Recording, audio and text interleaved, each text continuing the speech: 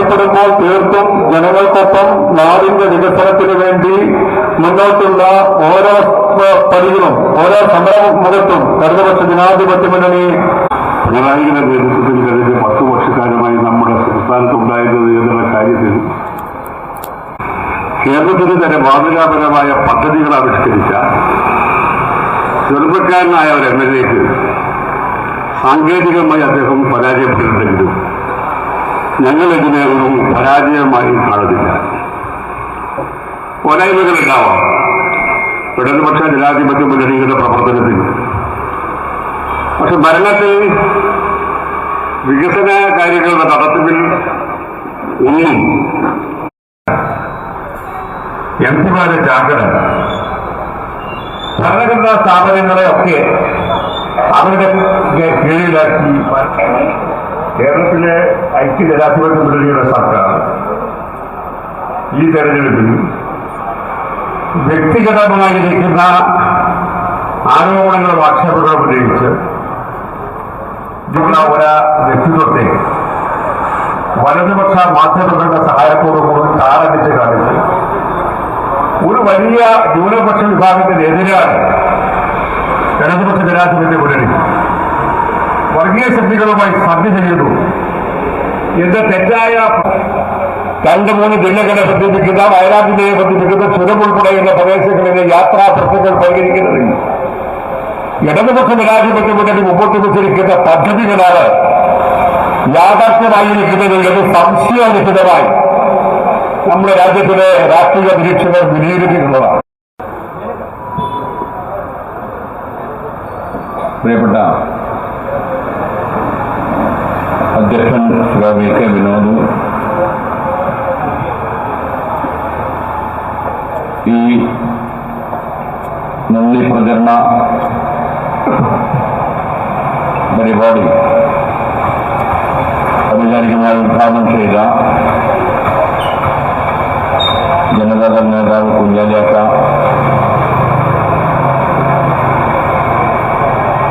നമ്മുടെ പ്രിയപ്പെട്ട മുൻ എംഎൽഎ ശ്രീ ലിൻഡോ ജോസഫ്, വേദിയിലും സദസ്സിലും അവര് പരിപാടി എല്ലാ സ്ഥലത്തും നടത്തിയോന്നറിയില്ല. ചില മാധ്യമങ്ങളിൽ ചില പ്രദേശങ്ങളിൽ നടത്തിയതായിട്ടുള്ള വാർത്തകൾ കണ്ടു. അത് ഒരാഴ്ച മുമ്പാണ്.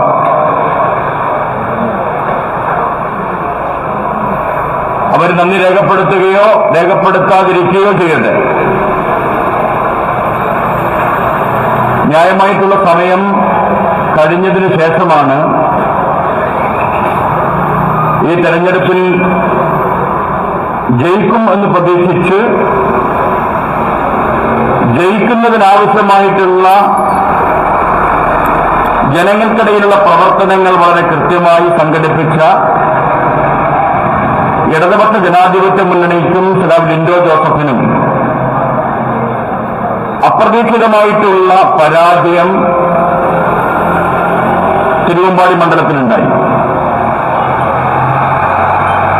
തിരുവമ്പാടി മണ്ഡലത്തിൽ മാത്രമുണ്ടായിട്ടുള്ള ഒരു പരാജയമല്ല,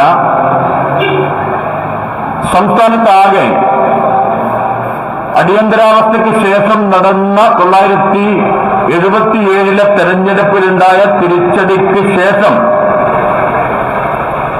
ഏറ്റവും ശക്തമായ തിരിച്ചടിയാണ്. സന്ദേശം നമ്മെ ഓർമ്മപ്പെടുത്തിക്കൊണ്ട് ബിജെപിക്കും ലഭിക്കുന്ന സ്ഥിതിയുണ്ടായി. കോഴിക്കോട് ജില്ലയിൽ ഒരു സീറ്റിൽ മാത്രമാണ് നമുക്ക് ജയിക്കാനായത്. അങ്ങനെ മുൻപാകെ പൊങ്ങച്ചെറിഞ്ഞ് പറയുകയും ചെയ്യുന്ന രീതിയാണ് കഴിഞ്ഞ കാലത്ത് ഇവരെല്ലാം സ്വീകരിച്ചത്. സതീശൻ എന്ന് പറയുന്ന പഴയ പ്രതിപക്ഷ നേതാവ്, ഇന്നത്തെ മുഖ്യമന്ത്രി, വയനാട് തുരന്ന് തരംഗമുണ്ടാക്കും, അതൊന്നും ഞങ്ങൾ സമ്മതിക്കുന്ന പ്രശ്നമില്ല എന്ന് പറഞ്ഞത് എന്റെയും നിങ്ങളുടെയും കണ്ണിലും ചെവിയിൽ ഇപ്പോഴുണ്ട്.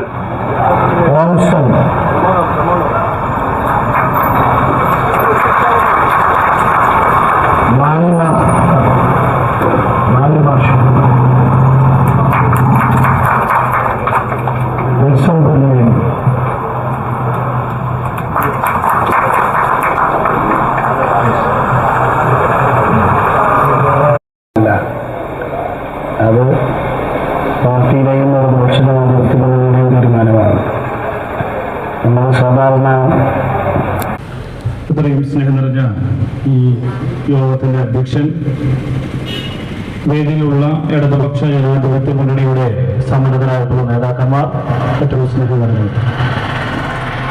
ജനാധിപത്യ പ്രക്രിയയിൽ തെരഞ്ഞെടുപ്പിൽ ജയം പരാജയം എന്നത് അനിവാര്യമായ കാര്യമാണ്. പരാജയപ്പെടുന്നവർ ജനാധിപത്യത്തിൽ നിന്ന് ഒളിച്ചോടുകയല്ല, പരാജയത്തിന്റെ കാരണം കണ്ടെത്തുകയും ജനങ്ങളെ കൂടെ നിർത്തി മുന്നോട്ട് പോവുകയും ചെയ്യുക എന്നതാണ് ജനാധിപത്യ പ്രക്രിയയിൽ നാം സ്വീകരിക്കേണ്ടുന്ന നിലപാട് എന്ന് പറയുന്നത്. ഈ തെരഞ്ഞെടുപ്പിൽ ഇടതുപക്ഷ